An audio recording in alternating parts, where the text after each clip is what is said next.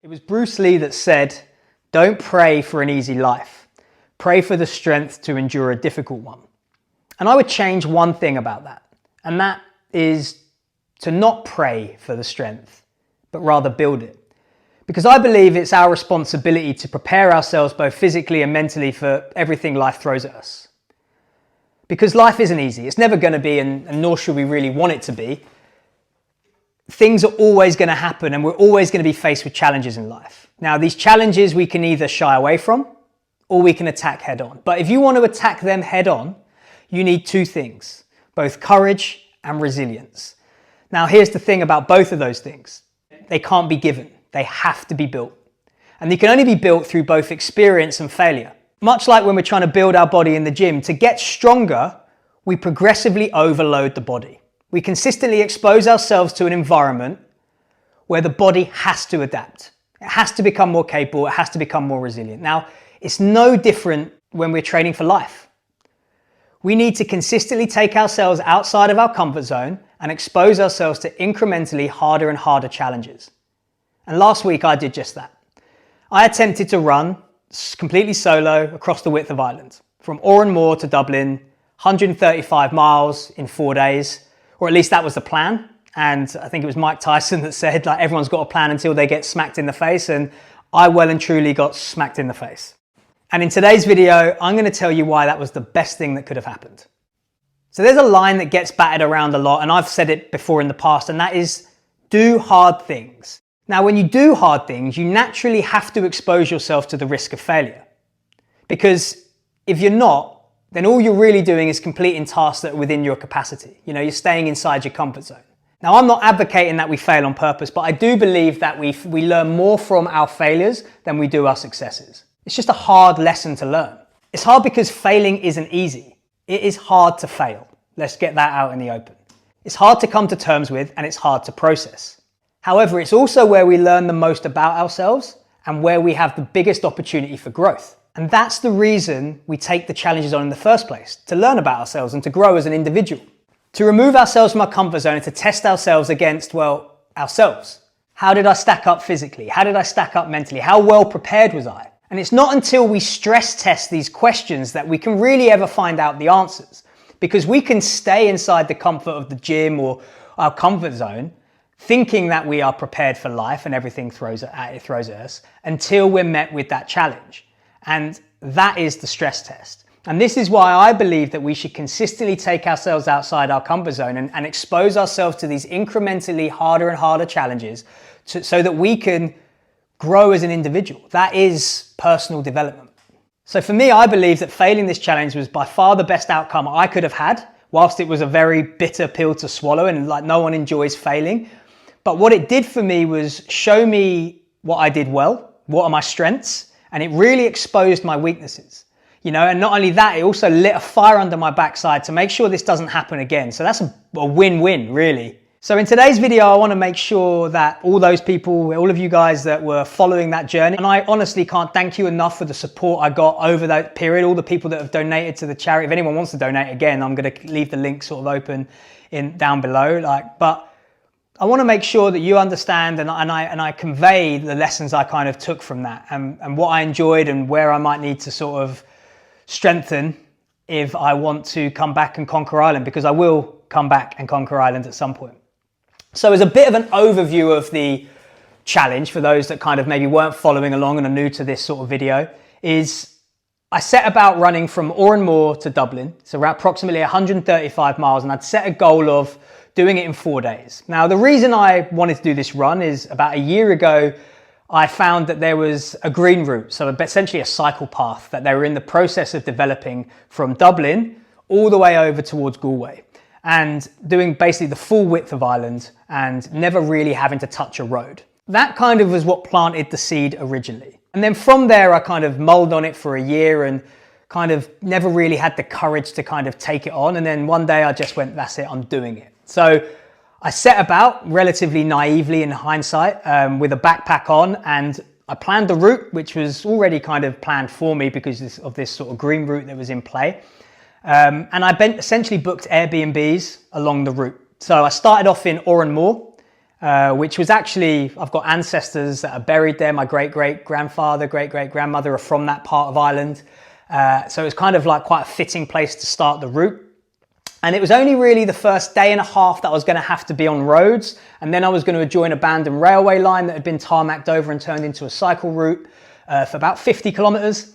And then I would join a canal path that would take me the rest of the way into Dublin. So it's about 230, 240 kilometers.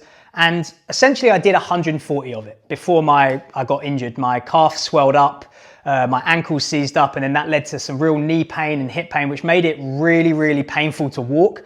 So I had to make the call at Mullingar.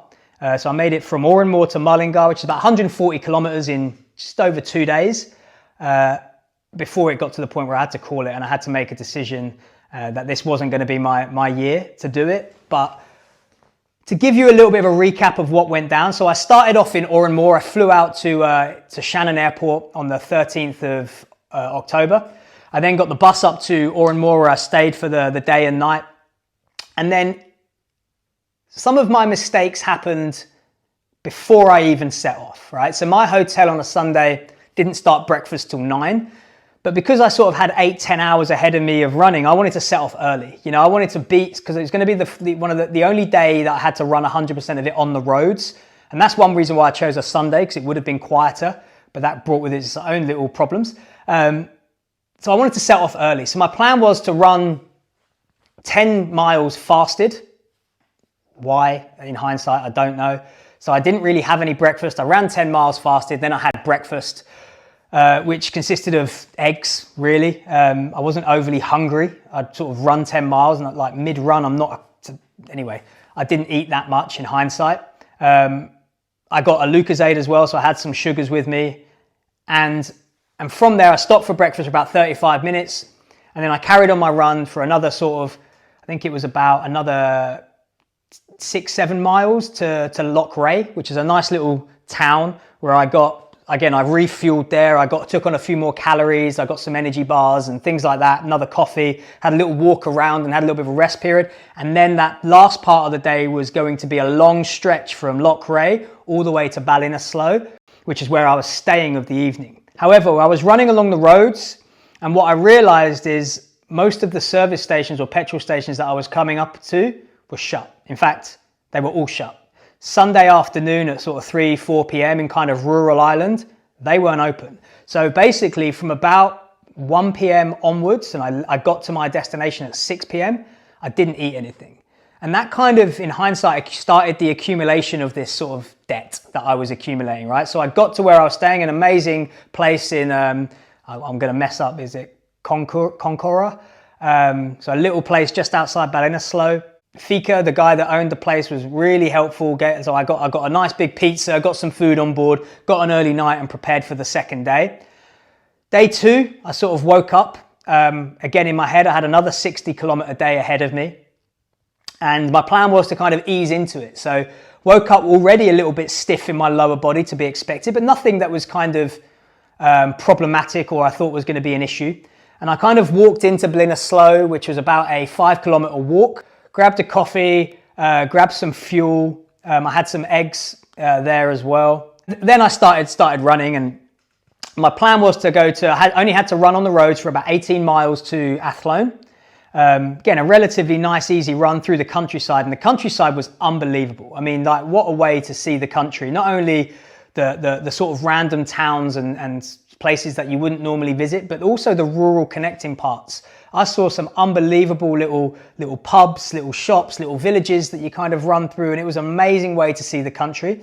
When I got to Athlone, that was where I was going to be joining this abandoned railway line. And Athlone was an amazing, amazing place. Lovely river that runs through it. Some nice sort of like historic buildings that I kind of enjoyed sort of looking at and doing. It broke up the sort of countryside quite nicely. And then I found my way at the very foot of this sort of repurposed railway line, so to speak. And this is where I guess I call the psychological warfare part of day 2, because it was when I got to here, in my head, I had about 30 kilometers left to go. And I checked my emails to make sure that I had the location of knowing where I had to come off this railway line to see where I was staying that evening. And that was where I realized my first error. So the route I'd been planning the whole way was based off this bed and breakfast that I thought I'd booked. But then when I checked my emails, I realized that I had actually booked a different one, which was a further 10 kilometers along the route. So actually it turned day 2 into a 70 kilometer day. Now in my head I was thinking it's bittersweet because it's 10 kilometers I've got to do less tomorrow. But it was psychological warfare, because whilst I was off the roads, which I was looking forward to, I was onto this abandoned railway line that, you know, and again, it's like railways are built with trees either side to try and dampen the noise from the community around them. So there was no visual stimulation. There was no sightseeing or nothing nice to look at when I was doing it. It was one monotonous path for 40 kilometers. And if that wasn't psychologically draining enough, along that route at most of what would have been the old railway stations, they'd set cafes up. So when I'm on Google Maps planning this route, I'm seeing all these cafes that are there thinking, brilliant, I can stop, I can get a cake, I can get a coffee, I can get some hydration. I mean, I had some hydration in my backpack with a camel pack and some water, so I was good with water. But it was just making sure I can keep the calories on board, because I didn't have the room in my bag to hold a lot of calories, because I had so much stuff in there to get me from place to place, and warm weather clothing, like rain clothing, etc., etc.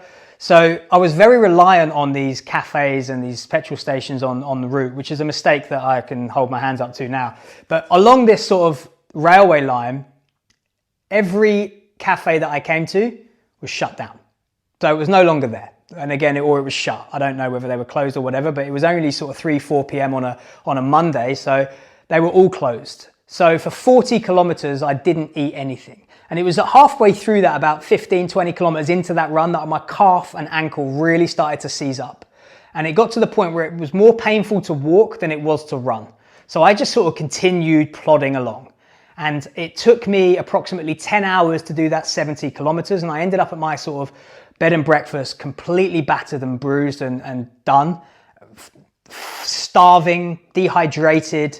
Again, got another takeaway of pizza, and I just tried to get as many calories into me as possible to kind of replenish that debt I've accumulated over the last 2 days. But unfortunately, it was never going to happen. It wasn't a task that was ever going to be beneficial, or I was going to ever get on top of, because when I woke up on day 3, I was in agony. I could barely walk, and I was hoping that when I set off on the walk that my calf and ankle would ease up. But it didn't. It actually got worse, to the point where it was really painful to walk, painful around my IT band, around my knee, around my hip. I was hobbling. So I managed to hobble 10 kilometers into Mullingar, which again is where I ended this sort of trip. It just into day 2, 10 kilometers into day 2, and I had to call it, because I just couldn't walk. And I had to make a decision there, because once I left Mullingar, that's where I joined this canal path. I was 35 kilometers away from Enfield, which was the next town along. Once I left Mullingar, I was committed to going to that bit. And it just dawned on me that it wasn't going to be worth it. Essentially, I was going to end up putting myself in harm's way, very isolated along a canal path. And it was a decision that it was a hard decision to make, right? Because I put a lot into it. A lot of people have donated. A lot of people had shown support. I didn't want to let anyone down. I didn't want to let myself down. I'd planned this trip for a long time, and to fall short of it was a bitter pill to swallow. But that, in hindsight, was the hard thing that I needed to deal with, because the last exposure that I had to an endurance event, so an ultra, was back in March, where I did a 40-mile run down the south coast of England, and that was tough. That was really tough, but I got through it. And don't think I learned some of the fueling lessons or mistakes I made from that trip because of the success. There was that pat on that back and that feeling of achievement, that sense of achievement that you get when you complete something, that kind of, I guess, didn't allow me the opportunity to look back and see what I did well and what I did wrong. And ultimately, I carried a lot of those mistakes into this trip. The naivety that I had when planning this trip, thinking that it was going to be plain sailing, was partially exposed on day 1. You know, when all these petrol stations were shut and I really couldn't get any calories, I survived day 1 and I survived day 2, and that cost me the whole trip, in my opinion. And I do believe that the injury that I sustained, which was essentially just a chronic dehydration, that led to this injury that has luckily now passed after a week. and I'm back, could be back running in the next day or two and go from there. So that is ultimately where the trip ended. I mean, I absolutely loved the whole experience of getting outside my comfort zone. One thing that I really felt that I exceeded was my cardiovascular fitness. I didn't really feel taxed cardiovascularly. It was the multi-day event, and what it really shone a light on to me was the attention to detail that you need to put into a multi-day event just gets magnified. You need to be so precise in the way you fuel that, and I entered into that completely naive. Again, never done anything like this before, so I hold my hands up to that. But next time I attempt this, or any multi-day event, or any event now, it's making me really understand the importance of fueling endurance. And when we want to learn to endure, you know, because life is about enduring struggles. When we want to endure and you want to test yourselves and put yourselves into the arena of struggle, then you need to make sure you're fueling that. I was taking sugars on board with salts and carbohydrates, but nowhere near enough. So I wanted today's video, whilst it might be a bit more of me rambling on and looking at my notes that are in front of me, hopefully if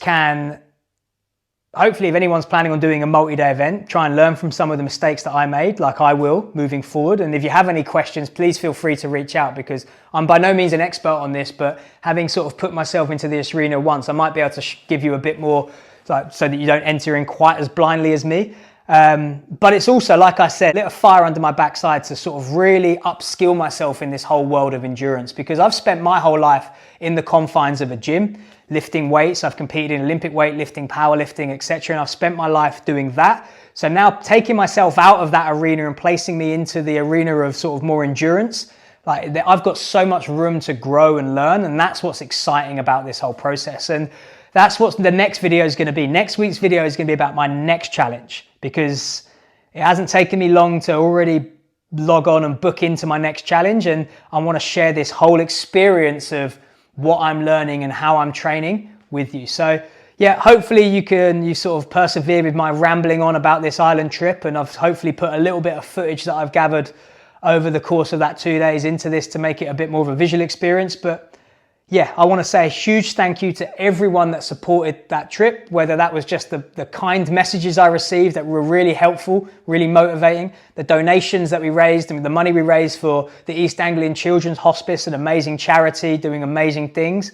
And yeah, on to the next one. So thank you so much. I will leave the link below if anyone wants to donate again, because again, it always continues and I can't ask enough, even if it's just the price, the cost of a coffee. You know, it all helps an amazing charity do some amazing things. So thank you again. I'm appreciative and I appreciate all of you.